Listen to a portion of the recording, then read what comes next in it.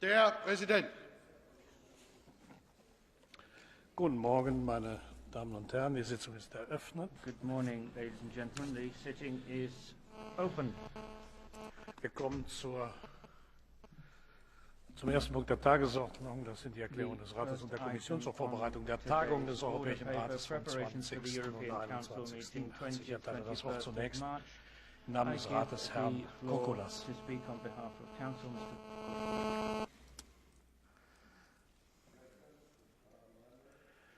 The Spring European Council meeting is traditionally dedicated to economic and social policy. However, before looking at the economic agenda of next week's European Council, let me first say a few words about the other items on its agenda. International events have once again forced themselves on the agenda of the European Council. The situation in Ukraine is uppermost in our minds and was, of course, the reason for last week's extraordinary meeting of heads of state and government. I will refrain from going into detail now on this, since it is the subject of the next debate. I would simply say that it is highly likely that the next week's European Council will revert to this issue. Also, on external relations, the March European Council will discuss the EU-Africa Summit, which, as you know, will bring together some 100 heads of state and government in Brussels on 2nd and 3rd April. As I said, the March European Council is traditionally focused on economic and social policy. The President of the European Council has decided to structure the debate around three major components of our strategy for growth, jobs and competitiveness. First, the European semester. Second, industrial competitiveness. Third, climate and energy. This is not a random set of issues. They are all closely interlinked. The European semester is the tool for monitoring the implementation of the Europe 2020 strategy, while industrial competitiveness and climate and energy are two of its levers. There can be no industrial competitiveness without a coherent climate and energy policy, and vice versa. As regards the European semester, the European Council will conclude the first phase. Already in December, the European Council provided guidance on policy priorities for 2014, and this innovation underlines the importance of the semester process. Next week, the European Council will assess the implementation of the 2013 country-specific recommendations and provide guidance for further work on the stability and convergence programmes and national reform programmes as regards the economic and social dimension. I would like to take this opportunity to thank this Parliament for the significant work which you have undertaken on various aspects of the semester. We are approaching the end of an economic cycle. The consequences of the crisis are still being felt. Growth is fragile and uneven, but the worst is probably behind us. This is one of the reasons why the European Council will look at the implementation of the Europe 2020 strategy. The Commission will provide, the President of the Commission will provide for a review of the strategy in time for the Spring 2015 European Council. President, honourable members, Europe needs a strong and competitive industrial base. Improving our competitiveness is essential. It is a vital component in ensuring a lasting recovery of our economies. The European Council will discuss how to achieve a strong and competitive industrial base in Europe. It will look at how to strengthen the regulatory framework and the internal market. But that will not be enough.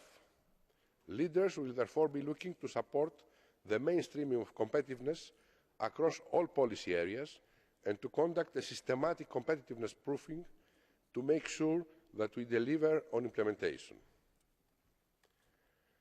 The European Council will also address the issue of skills. We need to ensure that Europe has access to skilled labour. We see that there are important shortages, for example in the area of science, technology, engineering and mathematics. Those shortages must be addressed. Another issue to be tackled by the European Council is that of high growth sectors, where there is often a pattern lag. Stimulating investment in innovation and new technologies is also a priority. Competitiveness is also vital when we look at our industry from a perspective of the international markets. We must ensure the integration of European companies into global value chains, as well as enhance our competitiveness through an ambitious trade and investment agenda. A strong and competitive European industry must be seen alongside a coherent climate and energy policy. The European Council will therefore hold a first debate on a new policy framework for energy and climate in the period 2020-2030.